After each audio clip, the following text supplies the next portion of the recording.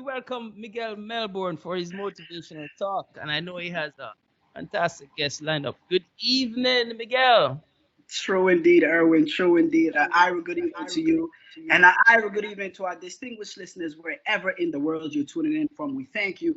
I am Miguel Anthony Melbourne.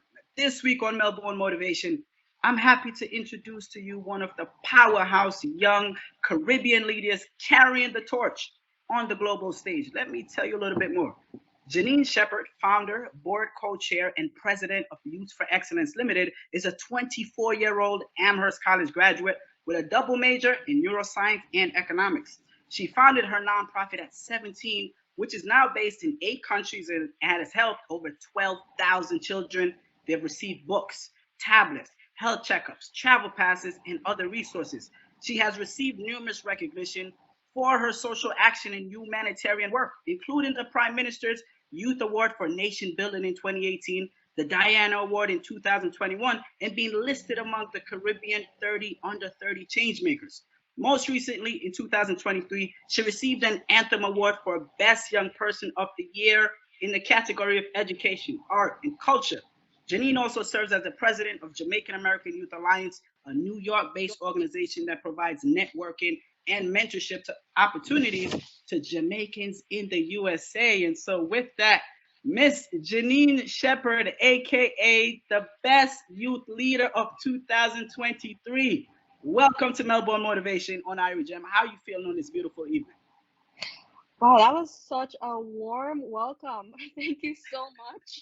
I am honored to be here. I'm humbled at the invitation. This is such an amazing platform for a young person like myself. So, just thank you. The honor is ours. You know, I tell you what, I'll show up anywhere and read that bio. You're doing some amazing things. And so I want to start there, Jenny. You founded Youth for Excellence Limited at 17 years old. Well, what sparked the vision that motivated you to start the organization at that time? And can you just give us some insight into any innovations or projects that you're focused on right now? Okay, so when I was 17 and I founded Youth for Excellence, I was essentially a high schooler at Anthem College, and I was in the throes of preparing for my CAPE exams. Um, so for those who aren't familiar, that's kind of similar to like, your A levels or like your AP courses in terms of the difficulty. And so I was preparing for those exams, and my friends and I were looking at, what would we do that summer? We wanted to volunteer and give back. But me in my overthinking fashion, what was supposed to be a simple tutoring session for the summer snowballed into incorporating an entire company. Because then I started to look at the issues that impacted, why children in underperforming schools were struggling. And a lot of the time, it wasn't necessarily how the information was relayed or the curriculum itself, but it had to do with some underlying root factors, such as if they had access to nutrition, healthcare, or if they even had books to revise from when they went home. As a matter of fact, some of them were even worrying about how they pay for their bus fare to get to school. So those are real issues that impacted children. So they'd be sitting in the classroom and they couldn't even see the board, and then you're wondering why they're not learning. Well, they haven't had their eyes checked, or they came to school hungry that morning. So those are very real concerns. And then, we decided to create a framework, me and my friends. We created a framework that would tackle those issues in a holistic type of support. So then that was the vision behind Youth for Excellence. And now we have really expanded our scope of that holistic model to the families of those children. So then we started providing them with opportunities for career and personal development. So that's a project that we're really focused on for the upcoming year slash the next 5 to 10 years. And that project is called Farm the Future. It's a vocational training program in urban agricultural techniques, specifically aquaponics. And we're targeting 2 pilot communities in Jamaica, Grandspan and Rosetown, to start. We already have the support of the MPs there, our current leader of the opposition, Mark Golding, as well as our current Minister of Justice, Delroy Chuck. So we're working with them in those 2 areas to really train them up, give them some job placement at the end, or give them some seed funding to start up their own successful agribusiness. Wow. Wow, wow, wow, wow, wow. Jenny, you say it so casually. I'm 17 years old. I'm starting the business. There's just so much to unpack from what you just said. we are living in a day and age where we say, you know what, students, you can start your own business, you can be the change. And so your story is just a shining example of that. Thank you for giving us that insight. So far you've achieved so much at a young age, Janine. You've earned recognition for the Jamaican Prime Minister's Office, the Diana Award, and being selected among the Caribbean 30 under 30 Changemakers. Now, perhaps we can safely assume that that journey and those accolades, it did not come without personal and professional challenges and setbacks. So I'm wondering, what piece of advice would you give to other young people who aspire to make a positive impact in their communities?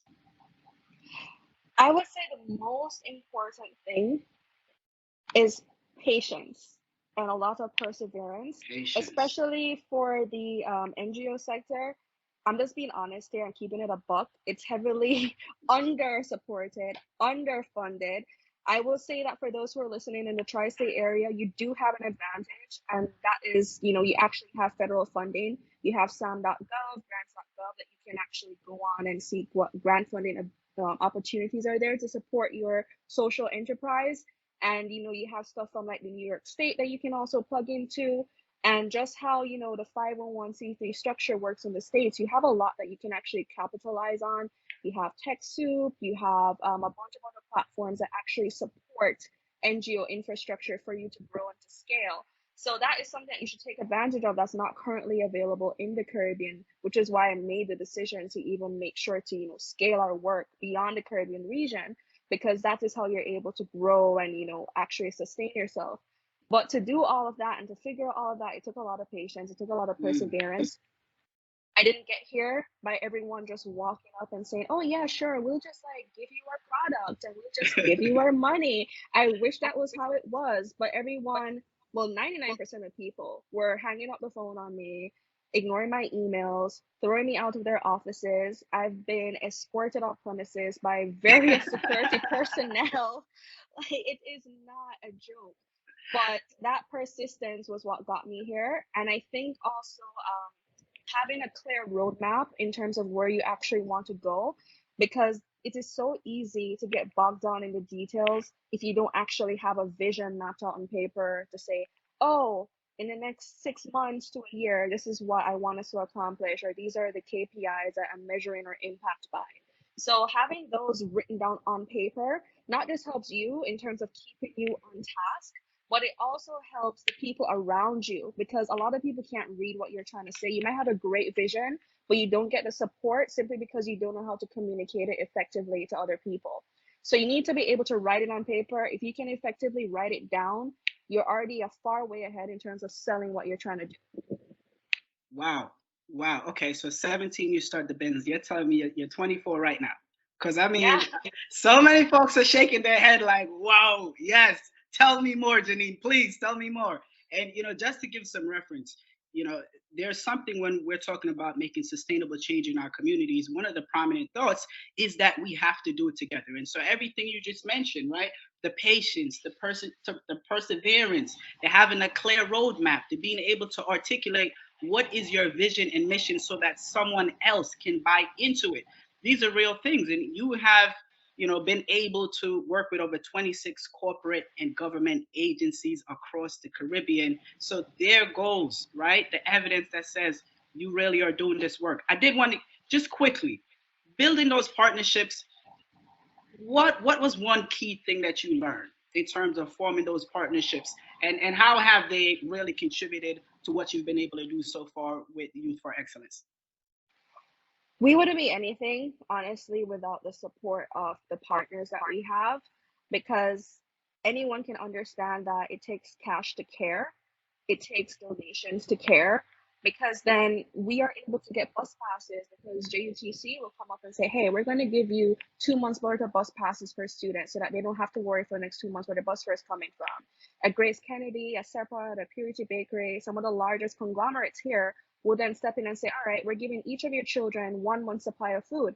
So one child is going home with 3 months food supply for them and their families. And we're talking about hundreds of children at a time, right? So that level of investment wouldn't have been possible without people coming in. And then even our media partners, I hope that Amitabh is listening to this right now. He just did a profile piece on the work that we've been doing, and he's at the Jamaica Gleaner. People like them help to, amplify our efforts and really show people that, hey, we're doing the work so that we can get more support. So it's a combination of efforts from the private sector, the public sector, the media coming together. It's everybody putting our hands on deck to say, hey, this is something that we need to get behind and to support.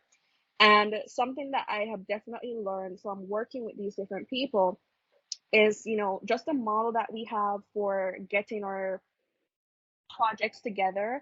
Definitely a crowdfunding type of model between the public and private sector really is the best, because then, you can approach a company like I mentioned, a Grace Kennedy, you can approach a Seprod and you can ask them for funding, or you can approach a main event. They would help to put up everything that we need for the events that we put on for communities for like hundreds of people at a time.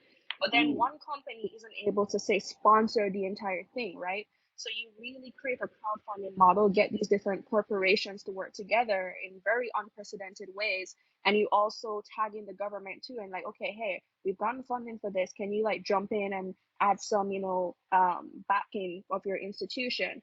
So that's something that I have learned from the work that we're doing, is that, managing these different stakeholders and partners is very key to ensuring the sustainability of the projects that we do.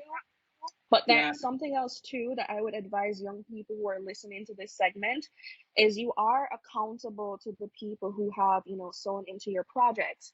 So it is very clear, it's very key that you keep track of the metrics that you have, because then you have to go back and give a report to these people, where their donations are going. They want to see it. Absolutely. Which is why oftentimes when we're having our projects, the sponsors are right there on the site. As soon as they hand us the things, they're there in the pictures. We hand them back to the kids right there. They're seeing exactly where it's going.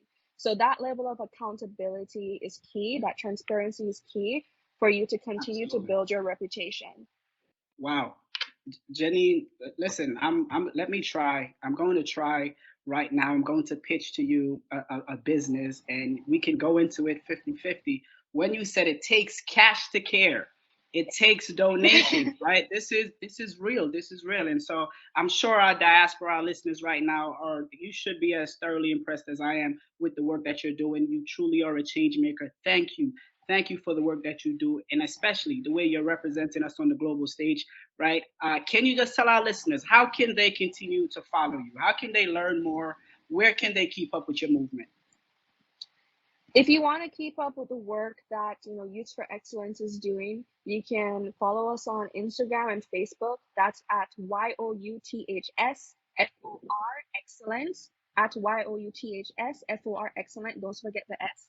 Or you can also go to our website, www.youthforexcellence.org. Shoot us an email, info@youthforexcellence.org. If you are a media partner wanting to get in touch with us, you can always send us an email to media@youthforexcellence.org. Or if you want to partner with us, simple, partner@youthforexcellence.org.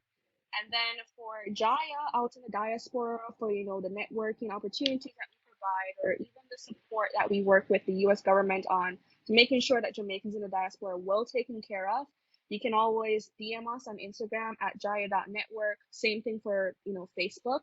We're also on Twitter at jaya.network, and you can check us out at www.jaya.network as well on our website to get in touch with us. Fantastic. Thank you so much, Jenine. I'm going to get back to you about our t-shirt company. It takes cash to care, right? It's going to do well. Erwin. Indeed. Fantastic work, Shepherd, and best of wishes in all your endeavors as you continue to pave the way and teach us some of the changes that even many in the community-based organizations need to now realize, that they have to re-equip themselves to deal with the conditionalities that exist today. You are paving the way, and congratulations again for your Prime Minister's Award. Mr. Melbourne, before you go, sir, how do we make sure we keep on top of you? You're making significant changes to your outlook, and that was not communicated to us prior to Jordan getting you on screen. We almost blocked you. Erwin, you give me a week, I'll be right back. But uh, absolutely. But ladies and gentlemen, as we are talking about labor of love, as we're talking about donations, as we're talking about helping our athletes on the world stage, I do want to remind you about April 16th, Team Jamaica Bickle, Labor of Love fundraising lunch on Crest Hollow Country Club. I will be your MC. Tickets are on Eventbrite. We look forward to your support. Visit teamjamaicabickle.org. And of course, I'll be back next week. Follow Melbourne Motivation, Facebook, Instagram, YouTube. Until next time, please be safe and live with big energy. Erwin, see you soon. All the best. All the best to you. There you have it, Miguel Melbourne. It is.